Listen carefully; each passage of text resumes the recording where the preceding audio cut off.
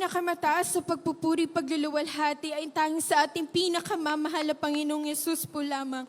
At dobleng paggalang, pagrespeto at sa patuloy na pag-alala po natin sa mga ginantoang turot aral po ng ating beloved parents in the Lord, our dearly beloved Honorable Pastor and our dearly beloved Assistant Pastor Lina C. Almeda. And greetings din po to the whole beloved Almeda family, to you beloved brethren, and to our live webcast viewers.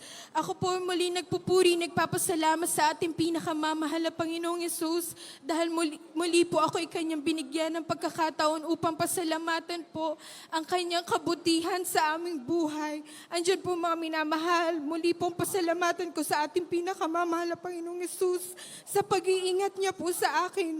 Andiyan po mga minamahal, lalo na po sa aking pagmamaneho.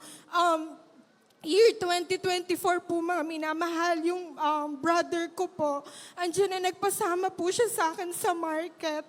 So ngayon po mga minamahal, habang nagdadrive po ako, pauwi po kami, andyan po mga minamahal, sa may paglagpas po namin ng isang U-turn po, mga minamahal, bigla na lang pong kumalabog yung sa bandang likuran po ng sasakyan. Andiyan po mga minamahal, pagsilip ko po sa side mirror, meron po palang motor na bumangga po sa amin dahil hahabulin niya po sana na mauna po siya sa amin na makapag-U-turn.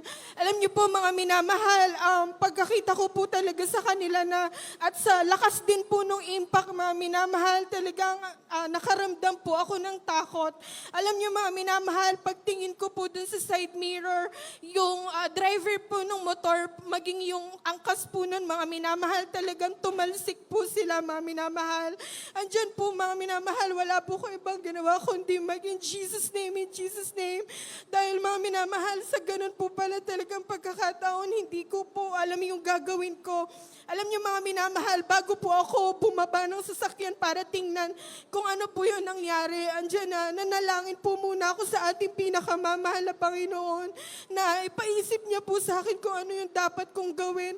Alam niyo po mga minamahal, andyan na pagbaba ko po, tinanong ko po muna sa beloved brother ko na siya po muna yung unang sumilip. Alam niyo po mga minamahal, bumalik po siya agad. Tapos ang sabi niya lang po sa akin, ate okay na daw, umalis na daw tayo. Alam niyo mga minamahal, hindi po ako naniwala. Andyan po talaga yung, dahil ako nga po yung driver mga minamahal at sa side ko po mga minamahal yung bangga. Talagang naramdaman ko po kung gaano kalakas yung impact. Pero andyan mga minamahal, pagbaba ko po ng aming sasakyan, andyan na habang naglalakad po ako papunta dun sa likuran, talagang in Jesus name lang po ako in Jesus name. Alam niyo mga minamahal, grabing himala po ng ating pinakamamahal na Panginoon. Andyan po, paglapit ko po yung mga nakasakay sa motor, andyan na tumayo lang po sila nagpapagpag. At ganun din po mga minamahal yung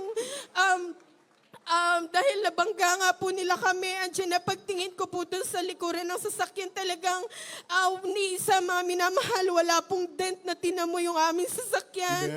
Hallelujah! At ganoon din po mga minamahal, sa mga hindi pa po nakapakinig ng aking patotoo, andyan po mga minamahal, last August 16 po, 2025 mga minamahal, pauwi po ako ng aming tahanan galing po sa ating banal na gawain.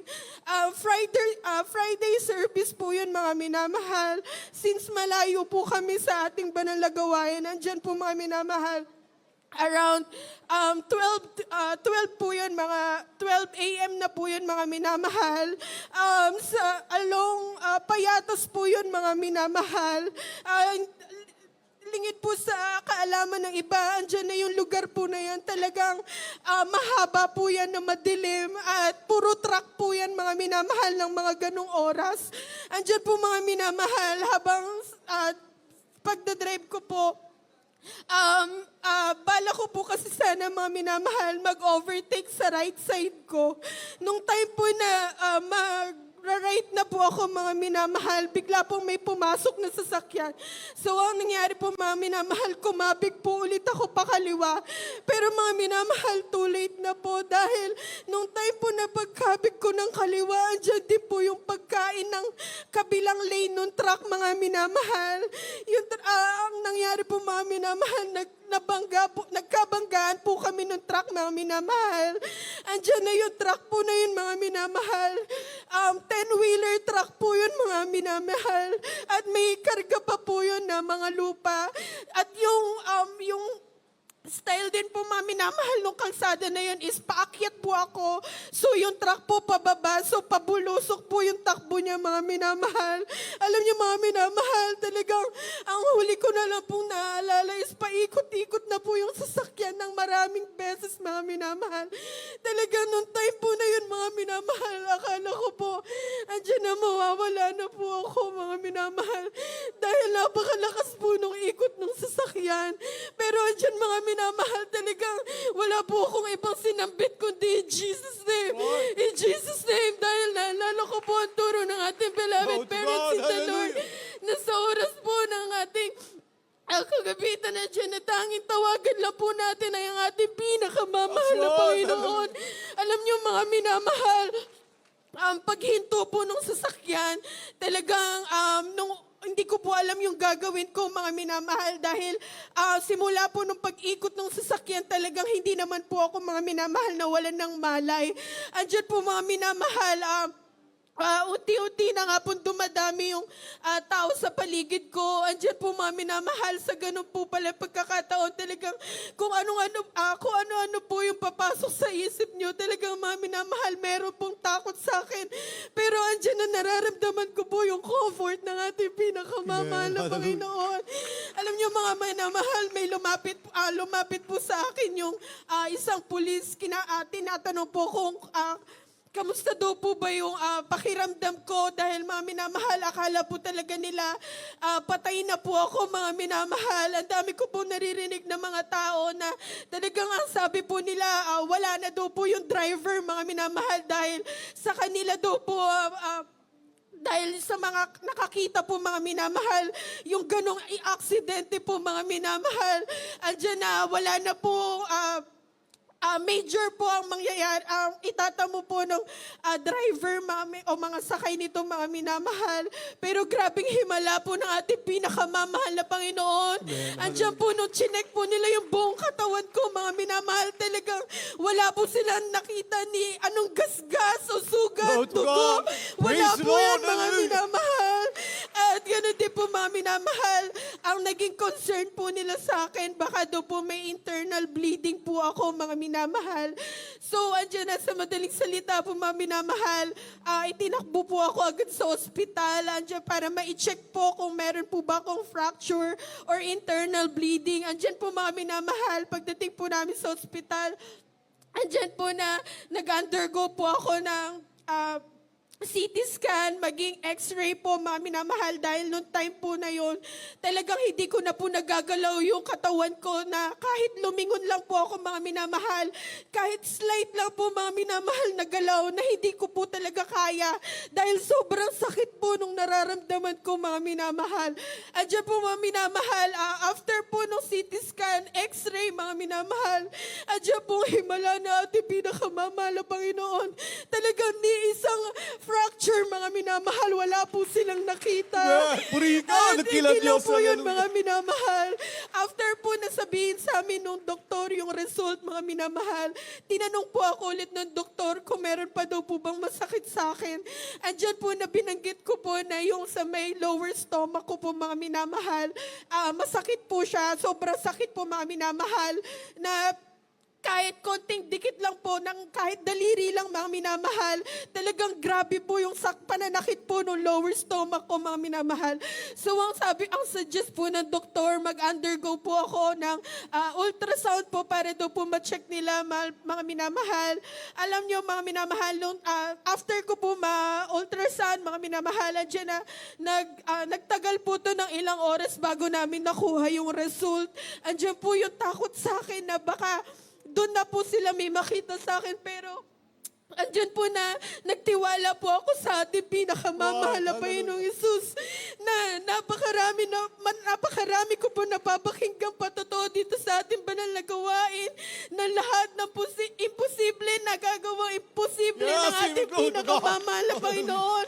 Ano ba yung nangyari sa akin? Alam niyo mga minamahal, nung after po nung ilang hours po yun mga minamahal, paglapit po nung doktor, andyan na marami pa po siyang in-explain sa amin dun sa result. Andyan po mga minamahal na talagang ang tanging sinambit ko lang po sa isipan ko noon is si Jesus name. In Jesus name, nagtiwala po ako sa ating pinakamamahal na Panginoong Isus. Alam niyo mga minamahal, yung result po ng ultrasound na yan, talagang negative din po yan mga minamahal. Praise the Lord. Oh, glory to God. Man, Hallelujah. thank you so much, Na Lord andyan Jesus. po mga minamahal na baka nga lang daw po yung cause po ng pananakit ng buong katawan ko is yung impact po dahil sa lakas nga po. Baka daw po na-shock lang daw po yung body ko. Alam niyo mga minamahal, Saturday po yun mga minamahal. Kinahapunan din po mga minamahal. Pinayagan na rin po akong makalabas ng ospital. Andyan mga minamahal na hindi lang po doon mga minamahal ang pagpapala ng ating pinakamamahal na Panginoon. Since ang dami ko nga pong naging test mga minamahal, andyan po yung pag-iisip ko po na baka malaki po yung babayaran namin sa ospital. Alam niyo po mga minamahal, muli po, andyan na, nanalangin po ako muli sa ating pinakamamahal na Panginoon na maghihimala siya na ni piso, wala po kaming babayaran.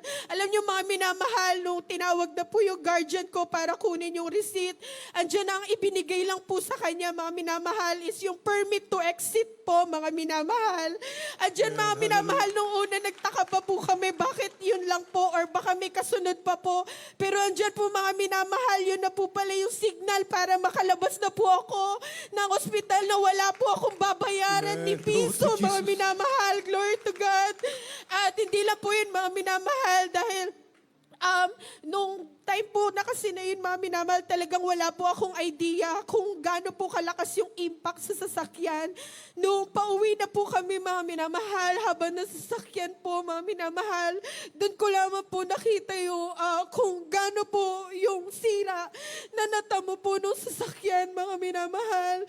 Dahil kung makikita niyo po, mga minamahal, talagang sasabihin niyo po na malala po ang tinamo nung sakay. Pero narito po ako sa inyong banal na harapan, nagpapatotoo Praise the Lord. kung gaano kahimalang Yes, ating pinakamamahal na glory to God. Panginoon. Alam niyo mga minamahal, yung gulong po mga minamahal ng sasakyan, intact po yan mga minamahal.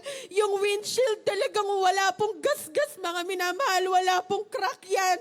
At nung time din po mga minamahal na na-aksidente po ako, yung sasakyan po, yung mga features po ng sasakyan talagang lahat po yan gumagana pa nung time na yun mga minamahal. Grabing pag-iingat po ng ating pinakamamahal na Panginoong Jesus. Hallelujah. Talagang mga minamahal, kung iisipin mga minamahal, napaka-imposible na mabuhay pa mga minamahal dahil isang 10-wheeler truck po yung aking nakabanggaan mga minamahal, pero walang imposible sa ating pinakamamahal na Panginoong Yes, amen, hallelujah. Andyan mga minamahal, Saturday po nangyari yung aksidente na yan, kinalingguhan din po, kinabukasan.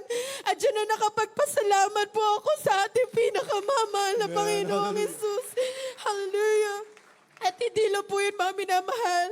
Akin din pong pasasalamatan sa ating pinakamamahal na Panginoong Jesus sa pagpapala niya po sa kagalingan ng aking, sa mga karamdaman po ng aking mamahal sa buhay. Andiyan po na sa aking beloved Father po, mga minamahal, na talagang simula po pagkabata niya, andiyan po yung asthma niya, mga minamahal. Pero simula po na makakilala kami sa ating pinakamamahal na Panginoong Jesus, andiyan na ipinagaling po yan ng ating pinakamamahal na Amen. Panginoon. At ganoon din po mga minamahal, aking po pasasalamatan sa ating pinakamamahal na Panginoong Jesus dahil hindi man po karapat-dapat ngunit sa kahabagan po ng ating pinakamamahal na Panginoon. Magmula po nung kami bata, ang aming sambayanan po mga minamahal, mula po pagkabata, dyan na talagang ginagamit na po kami ng ating pinakamamahal na Panginoon. Hanggang sa ngayon po, andyan na patuloy niya po kami ginagamit bilang mga awit. Andyan at lahat po ng kapurihan, pasasalamat ay tayo sa ating pinakamamahal na Panginoong Jesus po lamang. Hallelujah. Praise the Lord.